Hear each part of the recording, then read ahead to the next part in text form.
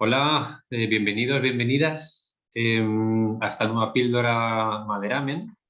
Hoy tenemos con nosotros a la empresa Cocircular, con la que colaboramos en distintos campos, en distintas materias, y como no podía ser menos, queríamos también hacerlos partícipes para dejar un hueco y que nos explicaran cuáles son las especificidades de la madera en materia de gestión de residuos.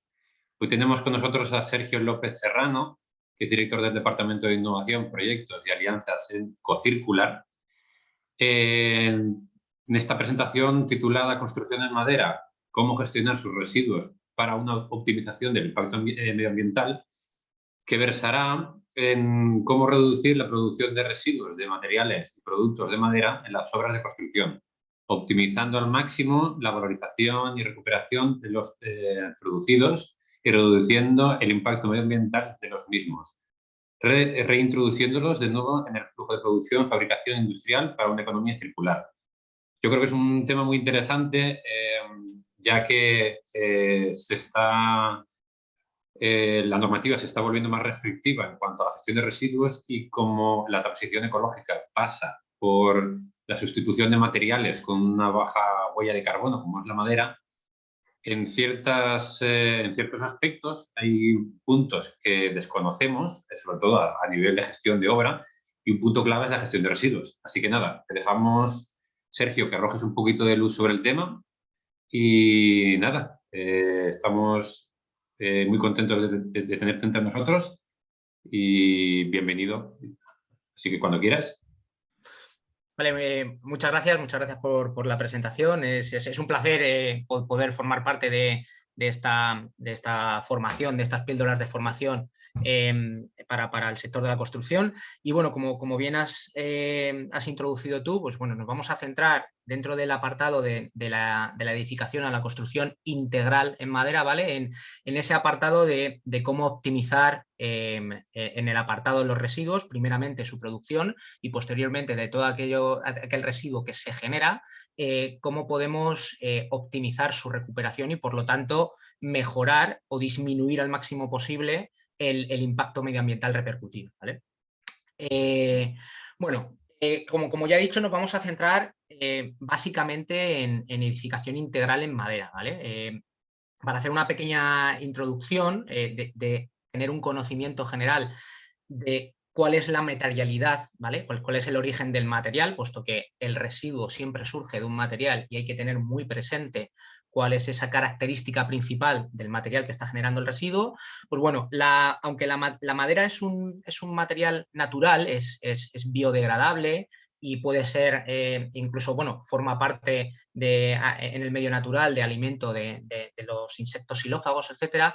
A nivel de material o incluso dentro del apartado de los residuos es considerado como un material inerte, ¿vale? Debido a que tiene unas características de estabilidad químicas muy buenas y tiene un ciclo de vida o una durabilidad muy alta, ¿vale? Entonces se mantiene muy constante, ¿vale? Siempre y cuando esté dentro de un baremo de temperaturas y humedad constantes, pues es un material que tiene una estabilidad muy alta, ¿vale? Debido principalmente a estas condiciones de estabilidad y durabilidad, así como a que es un material que es muy fácil transformar, ¿vale? y trabajar, ha sido históricamente uno de los materiales o de las materias primas principales, ¿vale? Usadas para cualquier tipo de construcción, sobre todo en la edificación residencial, ¿de acuerdo? En la fabricación de viviendas. En este sentido se aprovechaba mucho, pues bueno, aparte de esa durabilidad, otras características positivas que tiene la madera, como es, por ejemplo, su resistencia a los cambios climáticos y ese aporte de aislamiento que ofrecía a las viviendas. A raíz de la aparición o al boom, ¿vale? No la aparición, porque son elementos que ya existían en la construcción, pero del boom industrial con el crecimiento de materiales como el acero o el hormigón armado, paulatinamente la madera fue perdiendo protagonismo y llegó incluso a desaparecer por completo en las edificaciones, sobre todo si nos centramos o estudiamos las edificaciones de construcción en altura o grandes masas, grandes volúmenes de edificación. A raíz de la introducción de nuevas normativas europeas y de intentar buscar una mayor sostenibilidad en el apartado medioambiental en el sector de la construcción, la madera ha vuelto a ir ganando protagonismo, ¿vale? ¿Por qué? Porque, bueno, se siguen manteniendo como el material que es, las características anteriormente descritas, ¿vale? Es un material muy durable, muy estable, que aporta ciertas bondades, pero además es un material que si se sigue un proceso de fabricación sostenible, ¿de acuerdo? Y una cadena de custodia certificada, ¿de acuerdo? Es decir, se conoce cuál es el origen de la madera y cuál es su trazabilidad. Es un material que tiene un impacto medioambiental en su producción muy reducido y además no es que tenga una baja huella de carbono, ¿vale? Que es producida por los procesos de transformación, sino que de manera natural es un absorbente de CO2, ¿de acuerdo? La madera, mientras que está en su medio natural y está creciendo en el árbol, está continuamente absorbiendo CO2 que además no libera al medio, ¿de acuerdo? Hasta que o bien es quemado o bien es completamente degradado de forma natural, ¿de acuerdo? Entonces, todo el CO2 que absorbe a lo largo de su vida lo mantiene y tiene incluso, dependiendo el origen de la madera, la capacidad de seguir absorbiendo CO2 durante los primeros periodos de transformación del material, ¿vale? Hasta que pierde por completo su humedad. Teniendo en cuenta todas estas características y aprovechando la evolución del sector industrial y el conocimiento a lo largo de la historia, tanto de los sistemas constructivos como de los propios materiales, la madera ha sido capaz de transformarse, ¿de acuerdo? Y la madera que conocíamos, digamos, históricamente en construcción, en los edificios históricos, poco o nada tiene que ver con los materiales que están fabricados hoy en día con madera, ¿de acuerdo? Estos materiales, como por ejemplo pueden ser las vigas microlaminadas o laminadas, los paneles de OSB o de partículas, etcétera, no solo aportan las bondades de la materia prima, ¿vale? De la madera natural, sino que además han sido capaces de mejorar o corregir aquellas características, digamos, más débiles o negativas que tiene el material natural, como es, aportan una alta resistencia al fuego, son muy estables dimensionalmente frente a cambios de temperatura o humedad, tienen un excelente comportamiento a flexión, ¿vale? Que era una de los que la madera natural directamente aserrada podía ser uno de sus hándicaps más fuertes. Son prácticamente asépticos, ¿vale? Frente a ataques de insectos xilófagos y hongos. Siguen siendo muy fáciles de trabajar y modular. Y además esta trabajabilidad y modulación permiten fabricar elementos prefabricados, ¿vale? Es decir, llevarlos directamente a su proceso de ejecución en obra, ya transformados desde fábrica, con lo cual apenas se generan residuos en obra.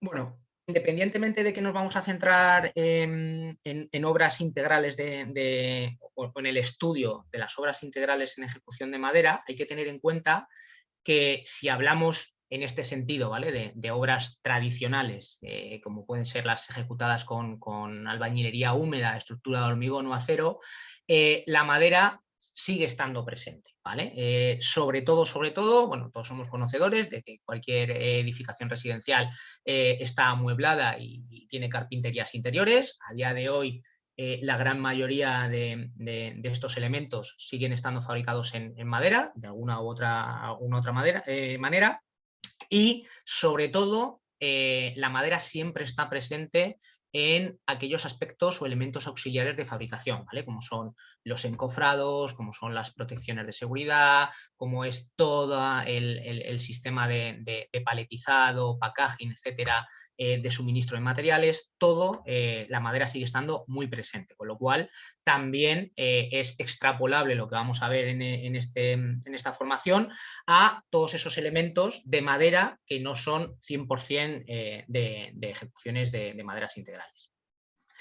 Centrándonos en la ejecución de madera, nos vamos a encontrar con las siguientes tipologías de materiales, ¿vale? Todo parte de la misma materia prima, que es la madera, pero dependiendo el proceso de transformación a material, ¿de acuerdo? O a elemento constructivo, podemos distinguir diferentes familias, como son los estructurales, ¿vale? Que están conformados por las vigas, pilares y forjados. Los de envolvente y tabiquería interior, ¿vale? Que básicamente son los cerramientos exteriores y la tabiquería interior, que puede ser tabiquería 100%, digamos, másica de madera, ¿vale? Muy similar a los cerramientos exteriores, o bien la manera más tradicional, ¿vale? Que son los conocidos como entramados ligeros de madera. Luego tendríamos toda la parte de carpinterías, acabados y mobiliario, como son puertas, ventanas, suelos, y luego ya toda la parte de mobiliario que directamente no se ejecuta en el proceso de edificación, ¿de acuerdo? En el proceso de construcción, eso viene a posteriori por el usuario del edificio, pero también habría que tenerlo en cuenta. Y luego tenemos todo lo que ya hemos hablado, ¿vale? De elementos auxiliares. Encofrados, entablados y transporte de material y paletizado. A lo mejor hablar de elementos de encofrado y entablado, elementos auxiliares sobre todo de fabricación de estructura en edificación integral de madera puede sonar un poco raro, pero tenemos que tener en cuenta que si son edificaciones, digamos, residenciales al uso, ¿vale? De volumen medio, si se ejecuta bajo rasante, ¿de acuerdo? Tenemos sótanos o garajes. A día de hoy, técnicamente, no hay materiales en madera, ¿vale? Que puedan dar soporte a los procesos de ejecución, ¿de acuerdo? Y las propias cimentaciones de los edificios se siguen ejecutando, ¿vale? Con hormigón armado, con lo cual, centrándonos en este tipo de edificaciones más globales, no en viviendas unifamiliares, estos elementos se siguen utilizando, ¿vale? Para la edificación integral de madera. Ahora, una vez realizada la introducción, bueno, vamos a ir un poco más al grano en la materia y vamos a empezar hablando por los residuos, las tipologías de residuos que se pueden producir en estas obras, ¿vale? Por un lado tenemos los residuos que se generan por los elementos constructivos.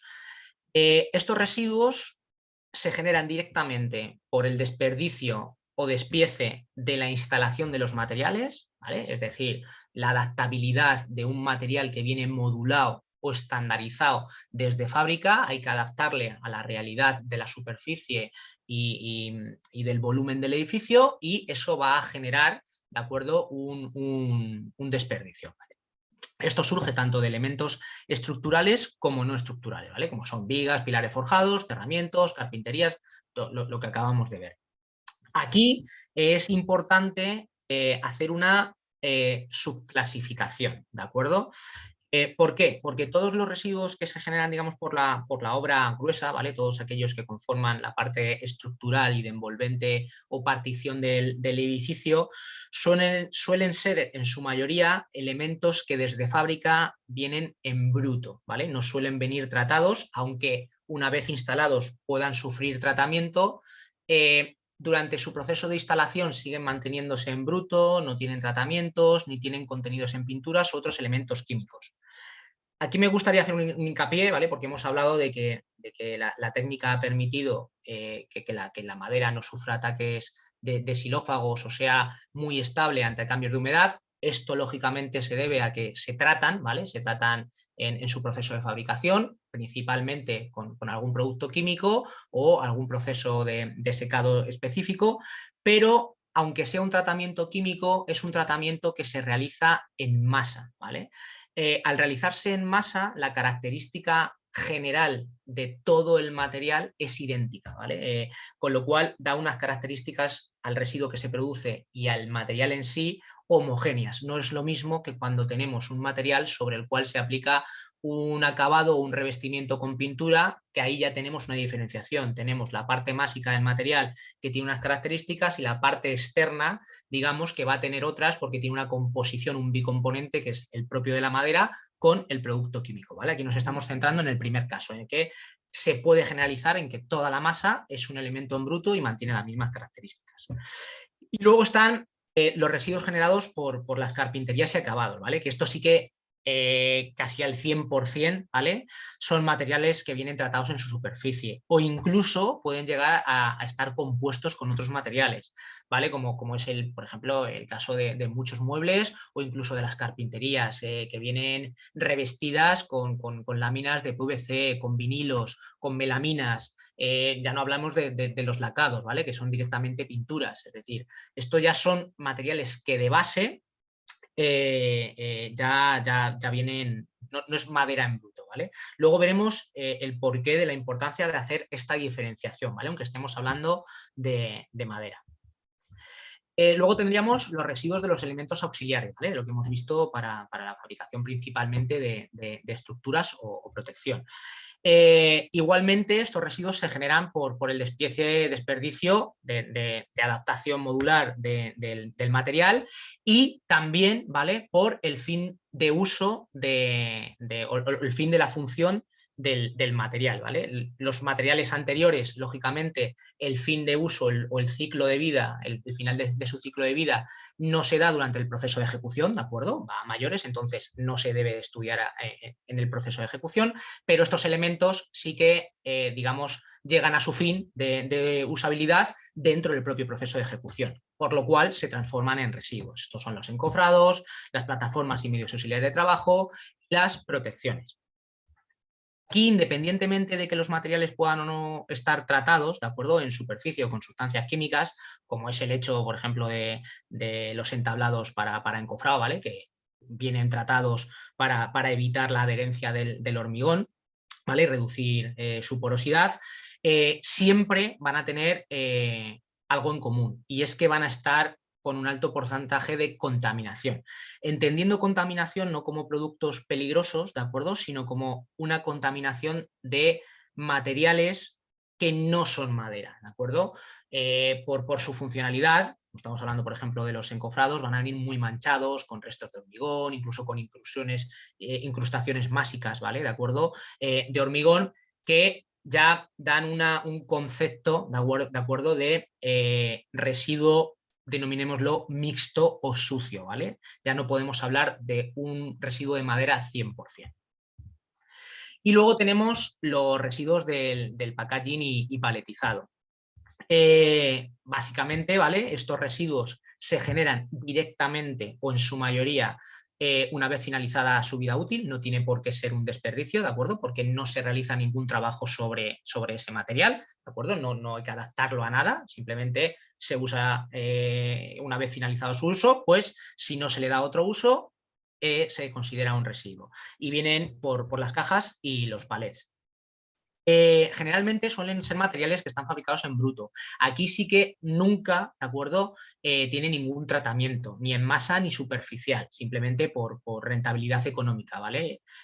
Con lo cual sí que son materiales muy, muy en bruto, muy naturales. Aunque por las condiciones de acopio en obra, todos sabemos que, bueno, pues pueden contener suciedad, ¿vale? Principalmente barro y polvo, a lo mejor algún tipo de mancha, pero mínimamente. Como hemos empezado diciendo, ¿vale?, estos residuos se generan por el fin de su usabilidad, ¿de acuerdo?, que es la característica principal que le diferencia de los anteriores.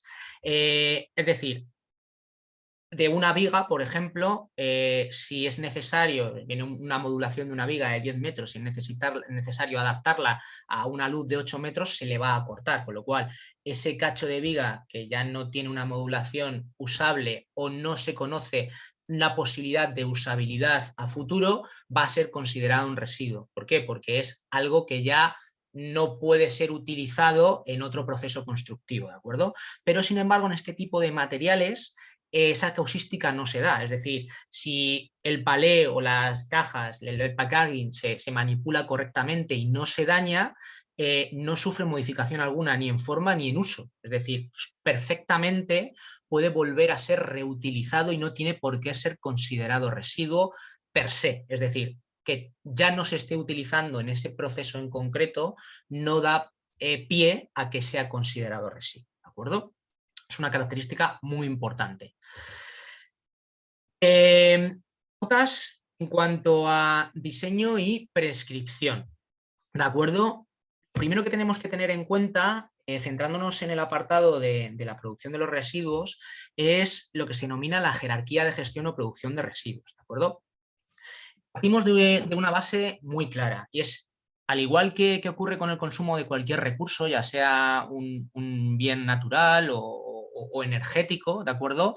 La gestión más eficiente es la que no se produce, ¿vale? Es decir, si no se produce residuo, no tiene por qué gestionarse ni tratarse, con lo cual no se producirá ningún tipo de impacto sobre el medio porque no hay proceso alguno que realizar, ¿de acuerdo? Este es el principio con el que se diseñó la jerarquía de gestión de residuos, ¿de acuerdo? Que establece por un orden lógico de prioridad cuáles son las acciones a tener en cuenta a la hora de planificar y calcular tanto la producción como la gestión de los residuos, ¿vale? Este sistema fija generalmente 5 escalas de prioridad, ¿de acuerdo? Ordenadas de menor a mayor impacto. En el primer paso estaría la prevención, ¿de acuerdo? Que es en lo que se basa esta jerarquía, es decir, evitar que se produzca el residuo. El segundo es, si se produce el residuo, su reutilización directa, es decir, si se puede reutilizar directamente sin realizar ningún proceso o tratamiento, el reciclaje, sobre el cual ya sí que para poder ser reutilizado hay que realizar algún tipo de proceso para recuperar el material, la valorización, ¿de acuerdo?, que viene a ser un paso previo al reciclaje, ¿de acuerdo? Son todos aquellos tratamientos que se realizan para darle valor al residuo y poder ser utilizado en procesos de reciclaje posteriores. Y por último, la eliminación. En este esquema hay algunas vertientes, ¿de acuerdo?, que parten la valorización en 2, con lo cual en lugar de 5 pasos habría 6. Ese, digamos, paso intermedio divide la valorización material en la valorización energética, ¿vale?, que está puesta por debajo de la material y justo antes de la eliminación, teniendo en cuenta que si se valoriza un material de forma energética no se le puede volver a realizar una valorización posterior porque ya ha sido consumido, ¿de acuerdo? Entonces hacen esa diferenciación, pero básicamente el esquema general son estos 5 pasos que vemos aquí. En cuanto a la minimización en la producción de residuos, el primer paso para poder reducir la producción de los residuos es tenerlo en cuenta desde el diseño y la prescripción de proyecto, ¿de acuerdo? Es decir, incluir en la fase prescriptiva de proyecto lo que acabamos de ver, es decir, aplicar las directrices de la jerarquía de gestión, ¿de acuerdo? ¿Cómo? Porque si nosotros, por ejemplo, en un proceso de prescripción y diseños priorizamos soluciones industrializadas y o prefabricadas, ya estamos realizando prevención. Es decir, todo aquello que viene industrializado y prefabricado desde fábrica no va a generar residuos en su proceso de ejecución, ¿de acuerdo? Instalaciones desmontables, es decir, instalaciones o sistemas constructivos modulares. Permiten que reutilizar, ¿de acuerdo? Aprovechar los elementos una vez que estos sean desmontados, bien por necesidades de mantenimiento y reparación en obra, ¿vale?, a lo largo de todo su ciclo de vida, o bien una vez llegado el fin de su ciclo de vida por deconstrucción o demolición del edificio, ¿de acuerdo? Todo aquello que sea modular va a poder ser recuperado íntegramente y ser reutilizado de manera directa en otros usos similares, ¿de acuerdo? Luego, por último, tener en cuenta que los acabados o los tratamientos que reciben los materiales sean los más naturales posibles. ¿Por qué? Porque esto permite optimizar los procesos de reciclaje y valorización, por lo que hemos contado antes. Si un elemento, háblese de una viga de madera, es solo madera, ¿de acuerdo?, en su masa directamente podrá ser reutilizado, o si en caso de que, por el motivo que sea, no puede ser reutilizado, tiene que pasar a un proceso de reciclaje, va a poder ser reciclado directamente en su masa para un proceso específico sin ningún desperdicio, ¿vale?, sin generar lo que se denomina en el sector de la gestión de los residuos impropios. Sin embargo, si esta viga viene pintada en superficie, lógicamente se desconoce cuál es la materialidad o la composición química de esa pintura, esto va a provocar que sobre esa viga sí o sí haya que hacer un proceso de eliminación de esa capa superficial que va a arrastrar madera, eso va a ser un impropio que va a ir directamente a un residuo de vertedero, ¿de acuerdo? Va a ser depositado en vertedero, con lo cual ya estamos sobre un elemento X perdiendo un porcentaje, ¿vale? Dependiendo de cuál sea el tratamiento, perdiendo un porcentaje de ese material. Ya no cabe ni qué decir si ya son otros tipos de materiales directamente conocidos, como pueden ser, por ejemplo, yesos, etcétera, etcétera, ¿de acuerdo? Sobre los que directamente ya por coste ni siquiera se aplica y se desperdicia todo el material, ¿de acuerdo? Tanto digamos, el de madera en este caso, como el de revestimiento. Ahora, ciclo de vida de los materiales y la edificación, ¿de acuerdo?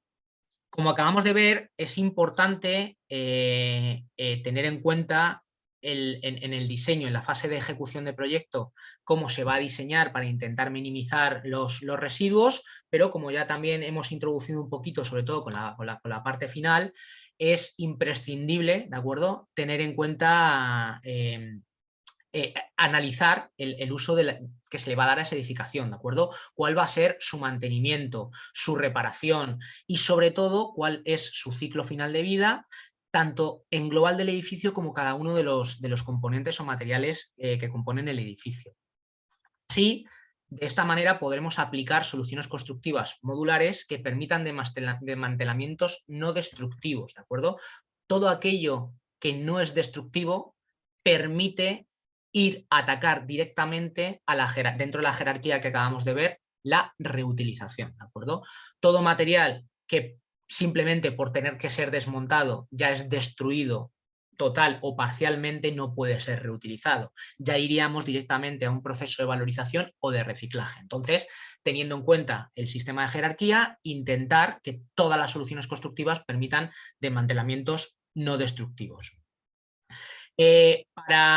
Para fomentar esto y aportar un mayor conocimiento, ¿de acuerdo?, sobre cómo se ha ejecutado el edificio, cuáles son soluciones constructivas y cuál puede ser sus procesos de desmantelamiento, de reparación o mantenimiento posteriores, lo suyo es fomentarlo a través de libros digitales del edificio, generación de un pasaporte de materiales y plan de mantenimiento o demolición del edificio que incluya ya un estudio de gestión de residuos adaptado a cómo se prevé desmantelar el edificio con respecto a cómo se ha ejecutado, ¿de acuerdo? Tener ya ese análisis hecho para, digamos, fomentar que se haga de manera correcta, ¿de acuerdo? No dejarlo en manos de un tercero que a futuro no conoce esos datos de nuestro proyecto y los puede malinterpretar o realizarlos erróneamente. El proceso de ejecución, puramente dicho, ¿vale? Ejecución de obra.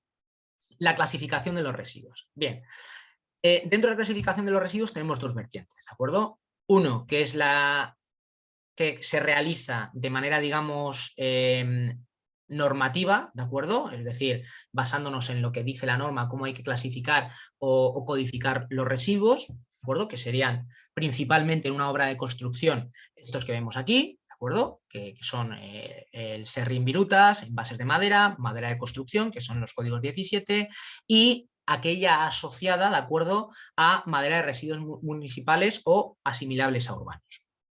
Y luego, en caso de que por cualquier motivo, ¿de acuerdo?, no directamente por el material, sino porque por cualquier motivo de proceso de ejecución en obra, las mismas maderas que acabamos de ver con esta clasificación puedan estar manchadas o contaminadas con sustancias químicas, aceites, grasas, pinturas, desencofrantes, ¿de acuerdo?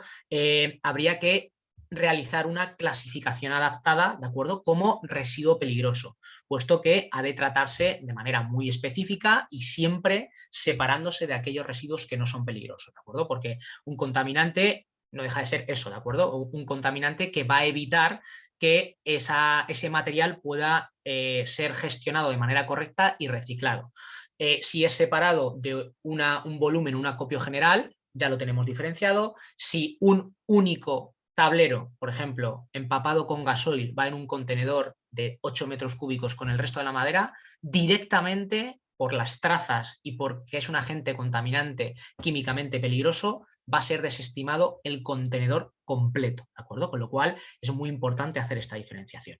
Las codificaciones son las que veis aquí, básicamente son las mismas, virutas y recortes, pero con contenido en sustancias peligrosas, envases con contenido en sustancias peligrosas, vidrio plástico y madera que contienen sustancias peligrosas, o madera similar al urbano que está contaminada, ¿vale?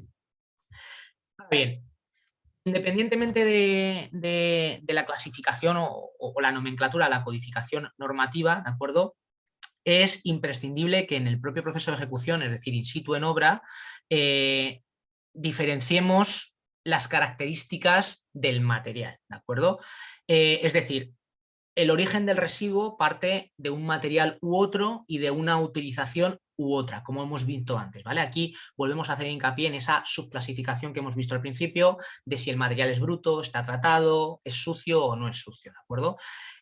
¿Por qué? Porque esto va a optimizar muchísimo, ¿vale?, los procesos de tratamiento posteriores, ¿vale? Y va a aumentar exponencialmente los porcentajes de recuperación efectiva del material.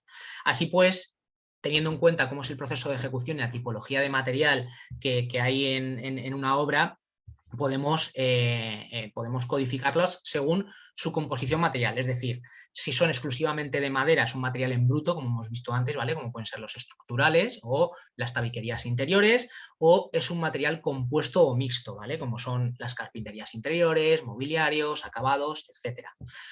Luego, si tienen tratamientos superficiales o tienen un alto contenido en impurezas, ¿de acuerdo? Igual, principalmente es si están pintados, como pueden ser pues eso, material de mobiliario o carpinterías, o están sucios, aunque de origen sea una composición material, digamos, bruta, ¿vale? Natural, una madera natural, como puede ser un encofrado de madera, pero si contiene impurezas, ¿de acuerdo? Es exactamente igual que si fuera un material mixto o tuviera sustancias químicas, ¿de acuerdo? Lo suyo es realizar una separación y diferenciación, independientemente de que luego le demos un código u otro, ¿de acuerdo? Ahora veremos un ejemplo cuando hablemos del tratamiento y la manipulación. Partiendo de estos criterios que acabamos de ver, ¿de acuerdo? Independientemente de lo que hemos dicho de la codificación, que es la nomenclatura, que no lo he dicho con anterioridad, se denominan LER, ¿de acuerdo? LER es un acrónimo de Listado Europeo de Residuos, ¿vale? Es una lista oficial normalizada a nivel europeo. La segregación efectiva en obra, ¿de acuerdo? Tomando un ejemplo, podría ser la siguiente. Por ejemplo, si producimos residuos provenientes de varias tipologías constructivas, es decir, de encofrados de cimentación, de desperdicios de entablado de forjados estructurales y de palés dañados del suministro de materiales, las opciones más efectivas en obra serían las siguientes. 1. Acopiar de forma independiente y segregada los residuos de los palés, con su identificación específica, es decir, la de envases de madera, ¿de acuerdo? Y por otro lado, aunque tengan la misma nomenclatura, es decir, la 170201, que son residuos de madera, separar los residuos de madera estructural, que son residuos de madera en bruto, que son limpios y no tienen sustancias ni tratamientos químicos en superficie, de los de encofrado, ¿de acuerdo? De los auxiliares de encofrado, que sí que pueden contener sustancias químicas o tratamientos en superficie, o lo que seguro que van a contener es un alto índice de impurezas. Eso sería, digamos, como lo más exacto o lo más restrictivo. Ahora bien, teniendo en cuenta la realidad de ejecución de obra, que no podemos tener 27 contenedores de acopio, ¿de acuerdo? Porque tenemos limitaciones de superficie, de condiciones de parcelamiento, etcétera, etcétera, etcétera.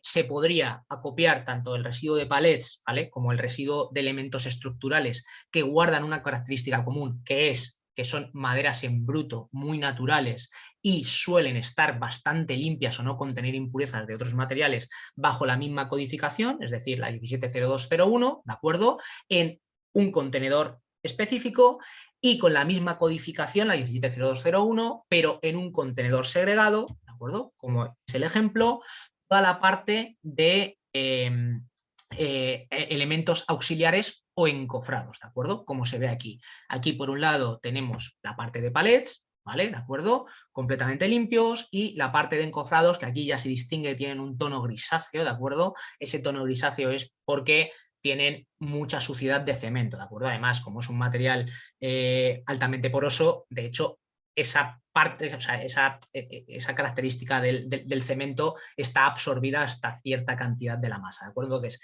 separándolo, identificándolo así, una vez que vaya a la planta de recepción de tratamiento adecuada, como ya está diferenciado, directamente ellos van a derivar el flujo del residuo a uno u otro proceso.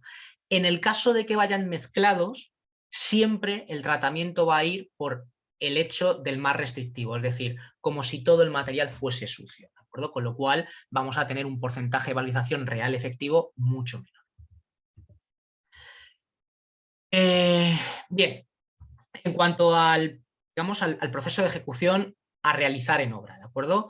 Tenemos que tener en cuenta sí o sí, ¿de acuerdo? Porque además son aspectos de cumplimiento normativo, ¿de acuerdo? No es simplemente por un proceso de ejecución correcto, sino por, como bien se ha presentado inicialmente, las normativas en cuanto a la producción y gestión de residuos cada vez son más restrictivas y exigen mantener en obra estos criterios. Hay que tener 3 zonas diferenciadas de acopio de residuos, ¿vale? Entendiendo estas 3 zonas como las familias generales, que son la de residuos inertes no peligrosos, ¿de acuerdo? La de residuos peligrosos y la de residuos asimilables a urbanos o basuras, ¿de acuerdo? No se puede mezclar residuos entre sí, especialmente entre familias y sobre todo, los peligrosos con el resto.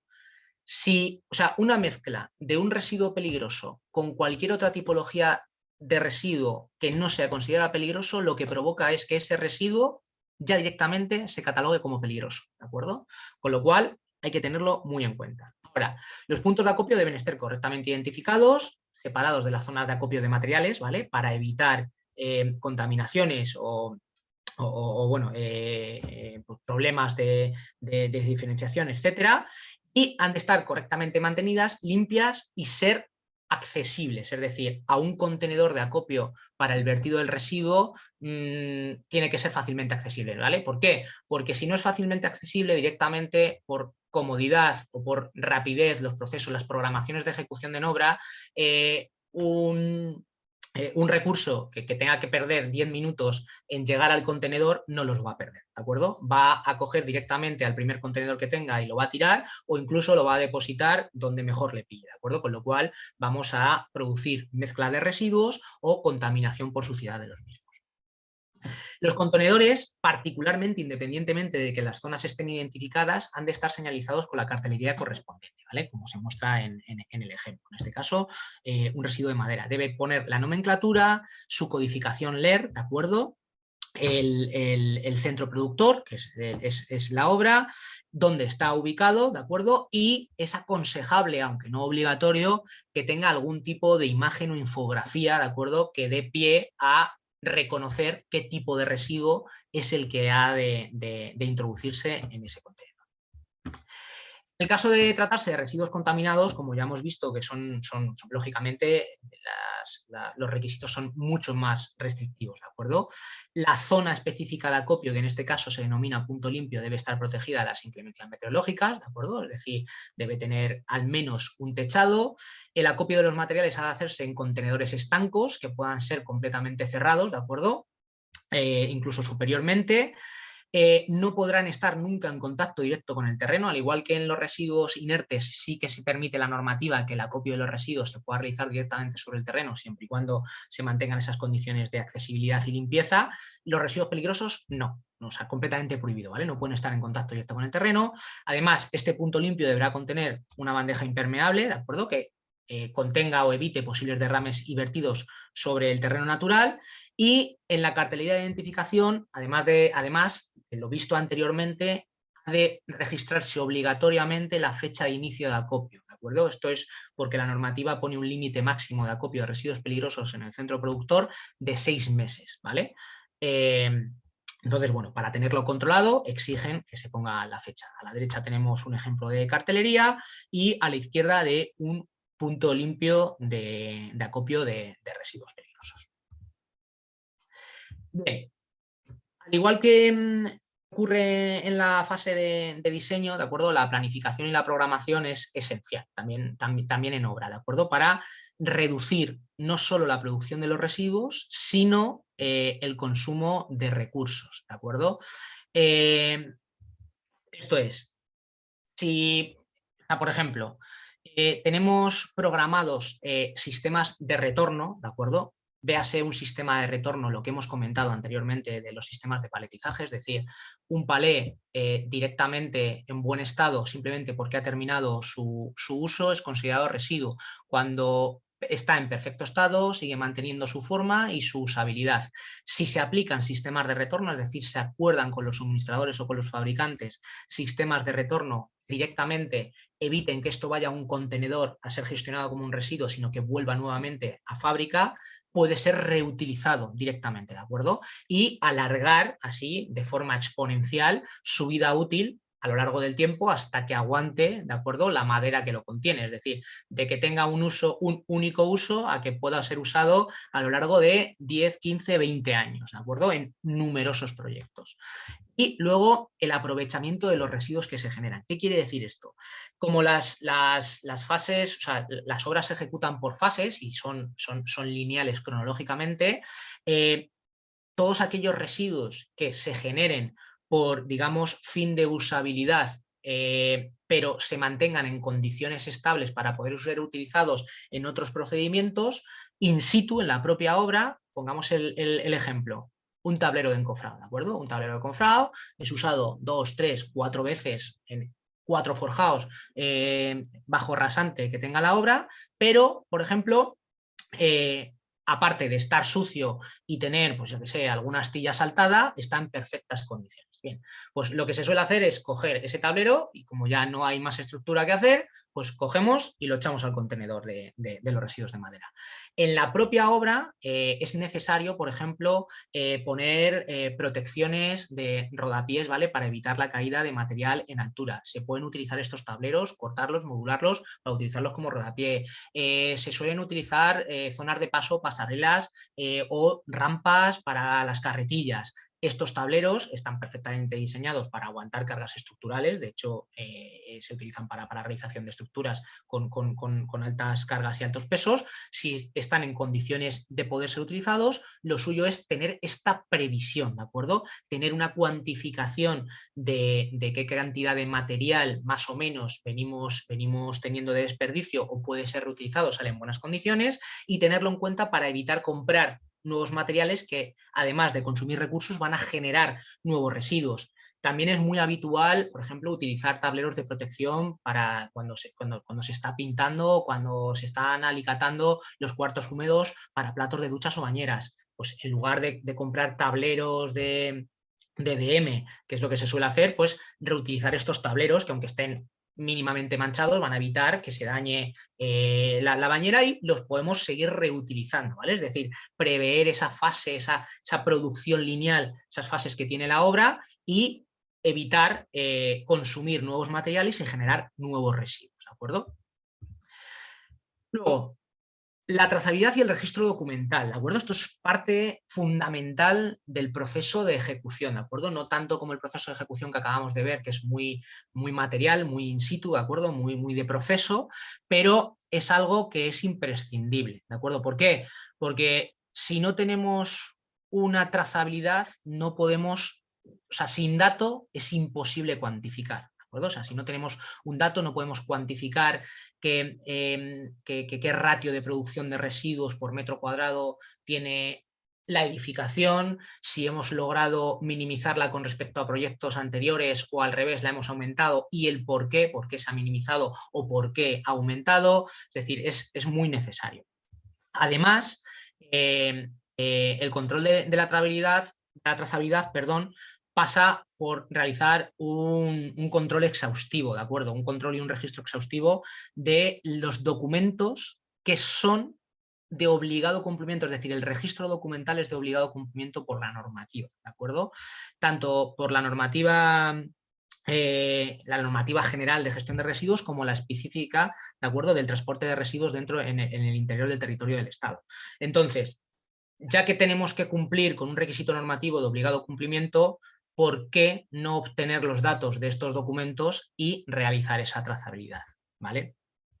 Los documentos existentes que permiten obtener los datos e información necesarios son los contratos de tratamiento, ¿vale?, comúnmente denominamos CT, documentos de identificación de traslado, que comúnmente se denominan DI, o en algunas comunidades autónomas DCS, ¿vale? Como es, por ejemplo, en Andalucía, Cataluña o País Vasco, que se llaman DCS, y los certificados de gestión, aprovechamiento, valorización, ¿de acuerdo?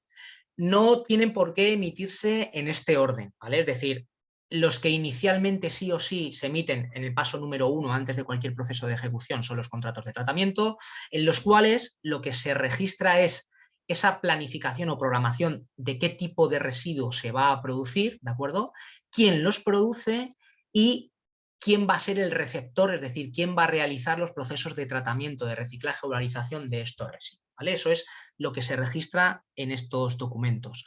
Luego, pueden ir unificados digamos, sí, unificados junto con los certificados de aprovechamiento, o se pueden emitir a la vez que los certificados de aprovechamiento. La información que da un certificado de aprovechamiento básicamente es sobre cada tipología de residuo, entendiendo tipología de residuo por codificación normativa, ¿vale? Por lo que hemos hablado antes de esos LER, que es lo que entiende la norma, ¿vale? Es qué tipo de tratamiento se le va a realizar, ¿vale? Y qué porcentaje estimativo, ¿vale? Es un dato estadístico sacado de datos anteriores, de años anteriores de la propia planta de tratamiento, qué porcentaje de recuperación, valorización se va a obtener sobre cada tipología de materia, ¿vale? Esto puede ser emitido, ya digo, de forma única o unificada con el contrato de tratamiento, o se pueden emitir como documentos independientes, ¿vale? Pero en cualquier caso son dos documentos que deberíamos de tenerlos siempre al inicio del proceso. ¿Para qué? Para poder cuantificar con respecto a esa previsión del volumen de generación de residuos qué porcentaje de recuperación o de reciclaje va a tener nuestros residuos, ¿de acuerdo? Luego, durante la ejecución del proceso, cada vez que se realiza un traslado desde el centro productor hasta la planta de tratamiento, surgen los documentos de identificación de traslado, ¿de acuerdo? Los cuales registran no solo el residuo que se ha producido, ¿de acuerdo? Sino quién lo ha producido, quién lo ha transportado hasta la planta de tratamiento, que la planta de tratamiento lo ha aceptado en sus instalaciones, ¿de acuerdo? Es decir, no tiene ningún inconveniente en aceptarlo y va a ser tratado, y en qué cantidad y fecha se ha producido, ¿vale? Es un dato muy importante, ¿vale? Luego vale para tener una trazabilidad completa del residuo y en qué momento incluso poderlo asociar a la fase constructiva de obra en la que se ha generado. Y por último, ¿de acuerdo? Una vez finalizado todo el proceso, se emiten los certificados de gestión, ¿vale? Que los certificados de gestión, pues no es más que eso, simplemente es un registro cronológico y listado por codificación LER, ¿vale? Emitido por la planta de tratamiento que ha aceptado los residuos, verificando que desde la fecha inicial hasta la fecha de cierre en la que se ha obtenido el certificado final de obra, se ha finalizado el proceso de ejecución, se han gestionado todos esos residuos, han sido aceptados y se han gestionado bajo las, digamos, condiciones que han sido pactadas en el contrato de tratamiento y con los porcentajes de valorización declarados, ¿vale? Bajo una entidad autorizada para ello. Bien.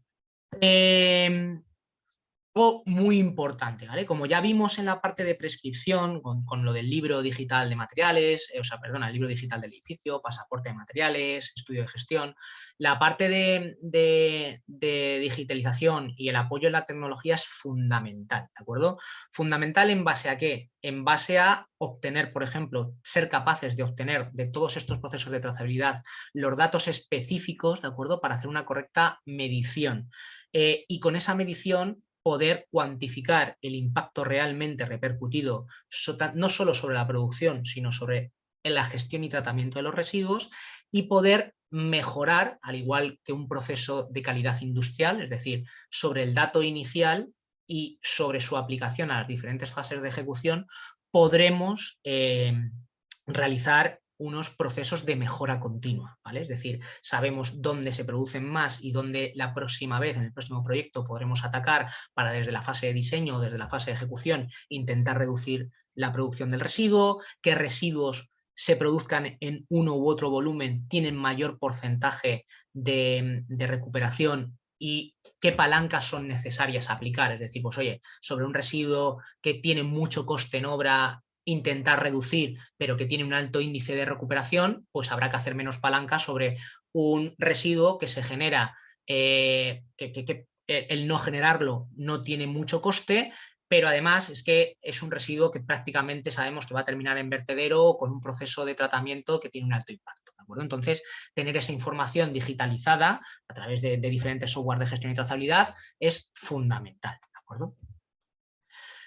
Bien, apartado ya fuera del proceso al que podemos, digamos, tener incidencia de manera directa, es decir, se escapa un poco del proceso de control del mero ejecutor, ¿vale? O de los meros diseñadores, es un stakeholder o un contratista tercero, pero también es importante conocer para saber tener una buena elección, ¿de acuerdo? Tener una elección correcta de estos, digamos, colaboradores, stakeholders o contratas que van a intervenir en el proceso. Bien, igual que antes, ¿vale? Por un lado tenemos la tipología y clasificación de los tratamientos según normativa, ¿vale? Es la que se lista aquí, va desde R1 hasta R13, ¿de acuerdo? Las codificaciones R hacen referencia, ¿vale?, a valorización o reutilización, ¿vale? Procesos o tratamientos que permiten reutilizar el residuo que absorben.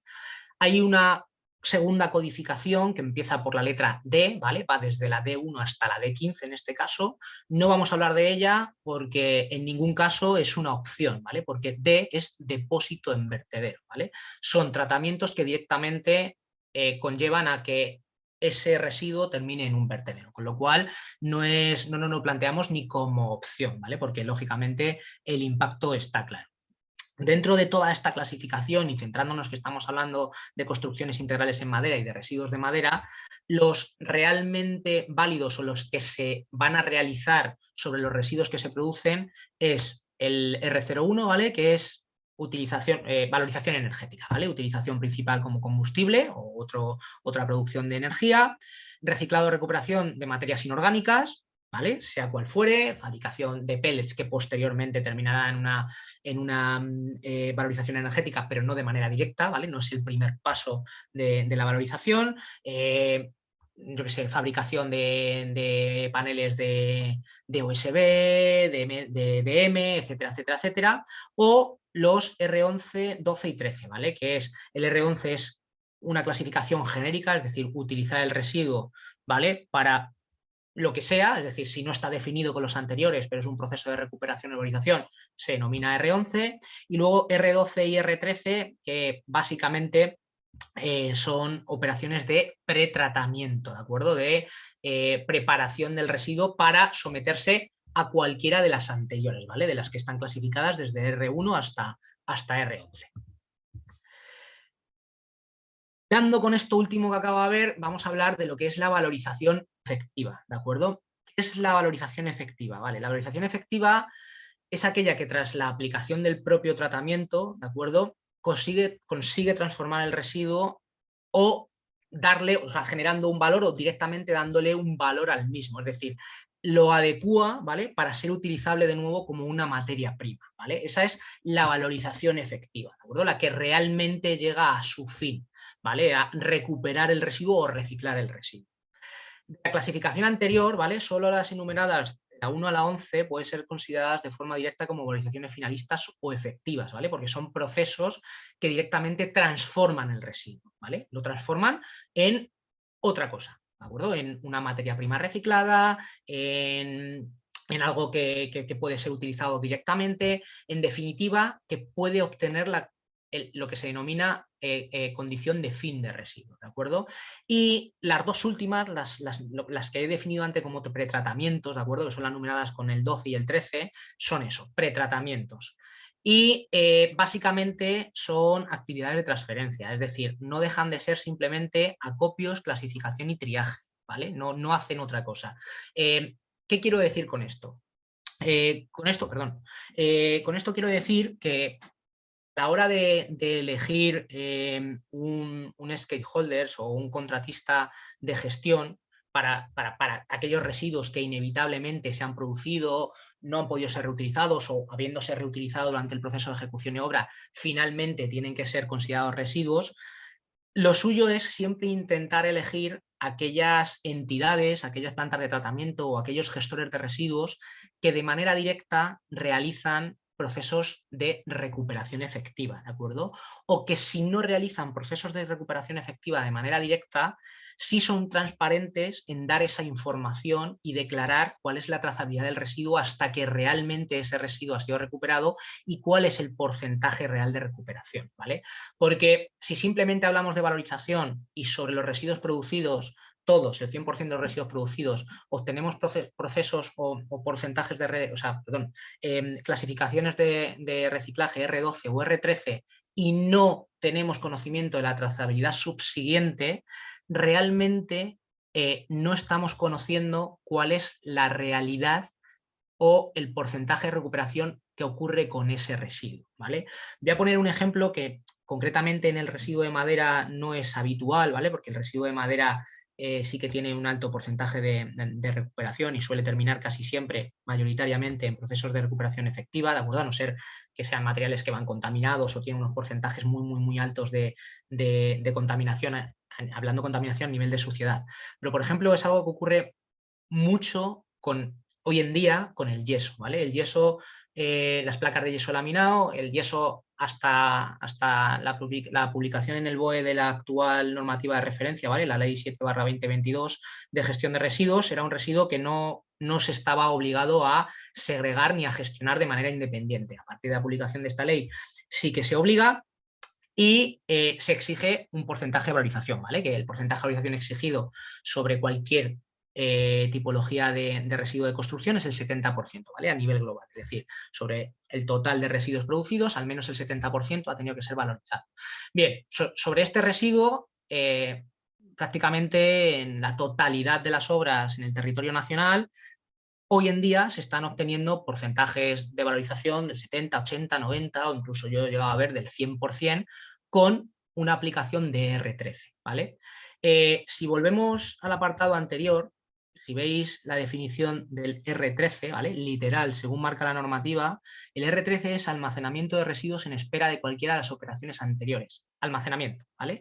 Lo que nos estaría diciendo es que ese material, o sea, ese residuo de yeso, está siendo acopiado, ¿vale? En un centro autorizado para poder realizar ese acopio con un 100% de efectividad, ¿vale?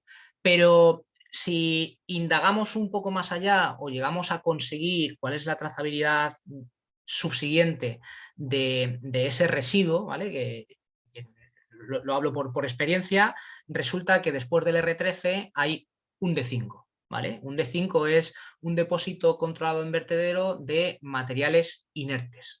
Quiere decirse, sobre algo que creíamos que se estaba recuperando y valorizando al 100% en primera instancia, resulta que termina al 100% en segunda instancia en un vertedero, ¿vale? Con lo cual es importante hacer hincapié y tener conocimiento de qué significa esta clasificación y lo importante que es tener una valorización efectiva, ¿vale? Para saber si realmente se está impactando de manera positiva a nivel de sostenibilidad medioambiental o directamente no estamos impactando, ¿vale? Simplemente estamos haciendo, como se suele decir, la trampa al solitario, ¿vale? Para llegar a ese cumplimiento de exigencia normativa y ahí nos quedamos. Bueno, pues hasta aquí la parte de esta píldora de formación sobre la gestión de los residuos de madera en obras de edificación de integrales de madera. Espero que os haya parecido productiva e interesante y nada, por mi parte ha sido todo un placer. Muy bien, Sergio. Enhorabuena por la presentación porque, bueno, a mí personalmente me gusta mucho que tenga esa carga teórica, que realmente no sea simplemente una presentación de difusión, sino que realmente sirva para aprender, ¿no? Y toda esa categorización, esas referencias de normativa, etcétera, la verdad que yo me la voy a volver a ver la presentación cuando tenga un rato porque tiene mucho fondo y mucho para tirar del hilo. Yo quería hacerte dos preguntitas, sobre todo de cara a esa reutilización de material, porque, bueno, yo creo que la clave para la circularidad de los productos está en la gestión de los residuos para poder tener a disposición esa materia prima, bueno, poder incluirla en el proceso de fabricación como material secundario intentar poco a poco reducir el uso de materia prima primaria, ¿no? Porque claro, estamos hablando siempre de reincorporar o que la fabricación se incorpore material de reciclado, ¿no? Y que poco a poco se vaya aumentando ese porcentaje en la manufacturación, pero si no somos capaces de almacenarla, trazarla adecuadamente para que esa fabricación pueda tener a disposición esa materia prima, es imposible. Entonces, la llave es lo que estáis comentando de una correcta gestión de los residuos.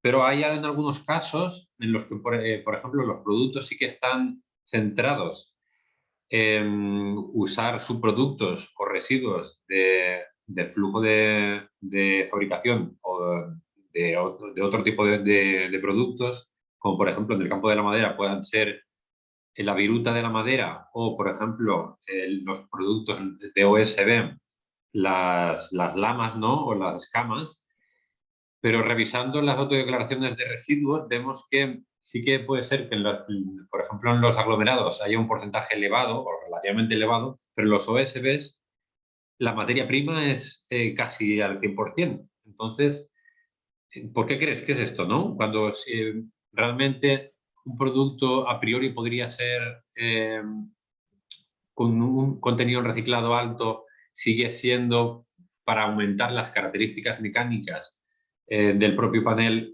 que tengan un contenido reciclado tan bajo aún. No sé si me he ido un poco por la No, rama. no, no, no, no, no, no, no, no. Al final, efectivamente es, digamos, la otra parte es la semicircunferencia que cierra el círculo, ¿vale? Es decir, hemos hablado de la producción del residuo, ahí está la parte de qué pasa con el residuo, que en teoría ha de utilizarse y la realidad, al igual que he hablado de la valorización, la realidad es otra, ¿vale? Es decir, ¿por qué en este tipo de materiales no se utiliza?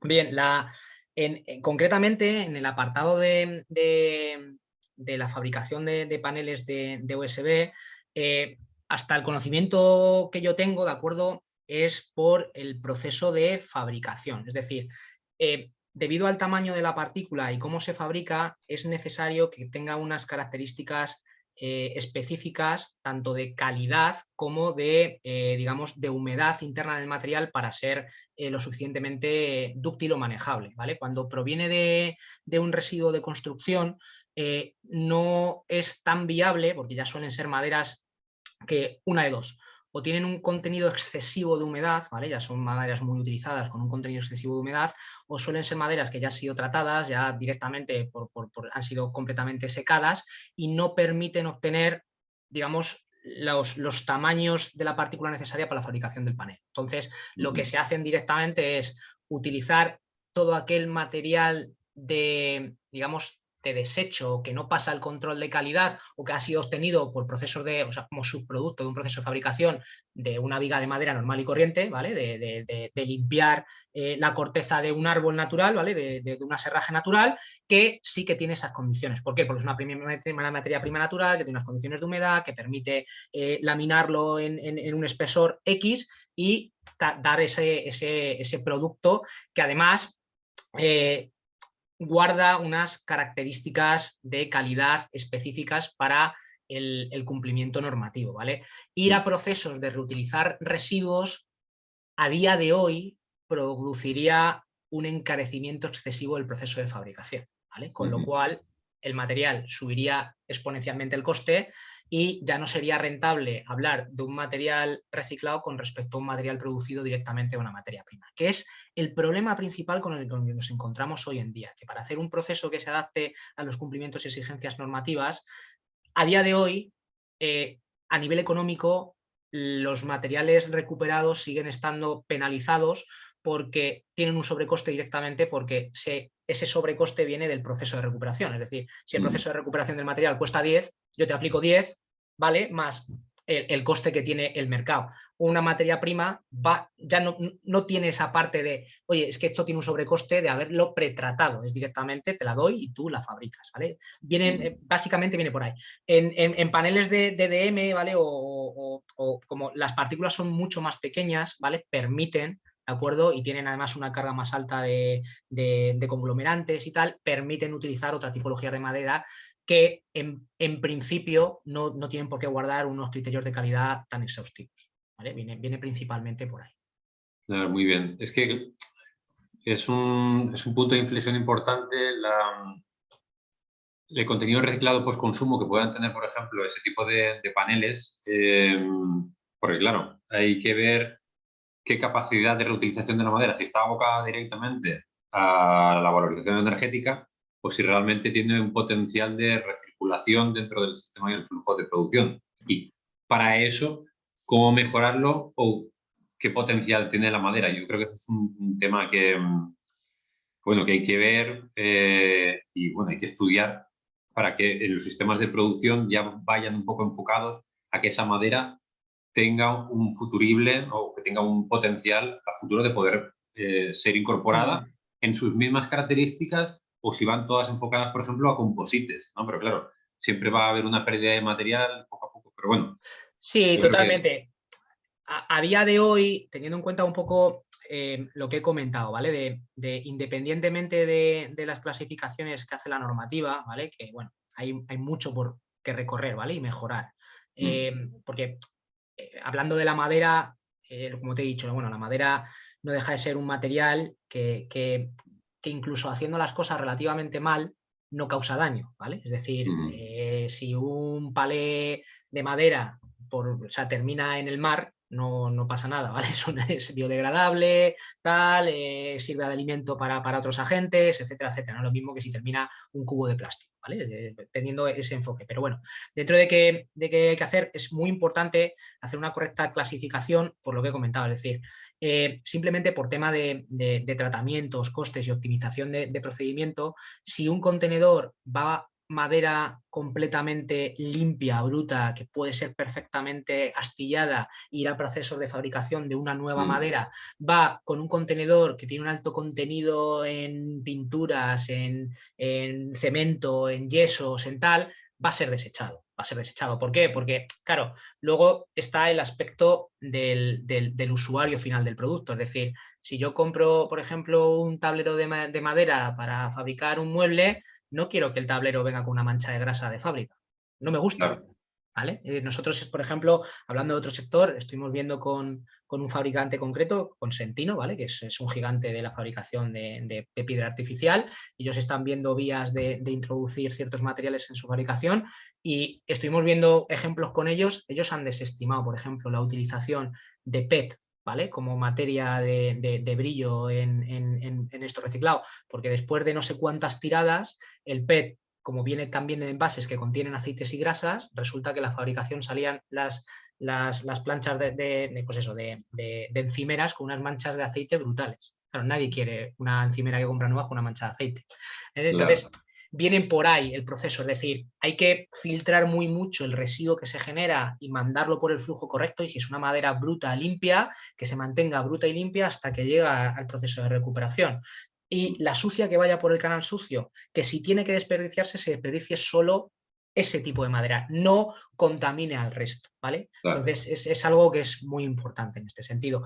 Y sobre todo en tipo de materiales auxiliares, como es el caso de lo que he hablado de los palés, o sea, parece una tontería, pero es una auténtica, o sea, el 90% o más de los residuos de madera que se generan en una obra normal y corriente, ¿vale? Una obra al uso, de estructura de hormigón y tabiquería húmeda y tal, el 90% de los residuos de madera son palés. Ujú, sí, sí, claro. 90%. Es decir, algo que no es un residuo se destruye. Se coge un palé entero, se mete en un contenedor y se le mete con la pala para hacerlo cachos, para transformarlo en residuo, para que se lo lleve. Es decir, algo que ha tenido un solo uso y va directamente a residuo, cuando perfectamente puede ser reutilizado en un proceso de logística inversa y no generar un residuo que no sabemos si va a ir a valorización energética o puede ser utilizado para fabricar un panel de USB. ¿Vale? O sea, Sí. esos son temas muy importantes. Cuando no quede otra, pues oye, yo entiendo que si ese tipo o sea, los flujos empiezan a ser limpios y el sector consumidor sabe que un contenedor de madera viene de restos de cortes de una madera estructural, de madera serrada o de madera laminada que tiene una calidad brutal, no van a hacer ningún pero en decir, no, no, trae la madera, sí sé la calidad que tiene, porque sé la trazabilidad, sé dónde viene y cuál es el origen. Ahora bien, de un contenedor que viene absolutamente de todo, no tengo posibilidad de tener una trazabilidad y de la calidad del material. Totalmente de acuerdo, Sergio. Pues nada, para acabar, como hacemos ya con los ponentes, como ya es común, sí que te pediría 2 referencias bibliográficas para que los alumnos y alumnas que estén viendo la presentación sepan de dónde tirar del hilo. Y bueno, eso, sí, ya puede ser normativa, de autor, o incluso novelas que tú digas, mira, esto es una novela de referencia que recomiendo. Vale, pues bueno, básicamente todo el apartado del que he hablado de normativa son 2 normativas, ¿vale? La Ley 7/2022 de gestión de residuos y suelos contaminados para una economía circular, ¿vale? La última ley que se publicó en esta materia, y el Real Decreto 105/2008 de gestión específica de RCDs, ¿vale? De residuos de construcción y demolición. O sea, esas son las 2 principales. Otra que podría ser interesante, ¿vale? Por si quieren tirar, es el Real Decreto 553/2020, que es el de digamos, normaliza el traslado de residuos dentro del interior, en el interior del territorio del Estado, que es bastante interesante y habla de mucho apartado de documentación, ¿vale? Como son los documentos de identificación de traslado de los que he hablado y los contratos de tratamiento, ¿vale? Eso a nivel normativo. Y luego el resto, ya te digo, bueno, no tengo cosas de referencia, básicamente es experiencia de ejecución, ¿vale? De la ejecución de proyectos en los que hemos colaborado. Muy bien. Pues un placer, Sergio, y nada, esperamos tenerte entre nosotros muy pronto. Pues igualmente, ha sido un placer. Espero vernos pronto. Venga, hasta luego. Hasta luego.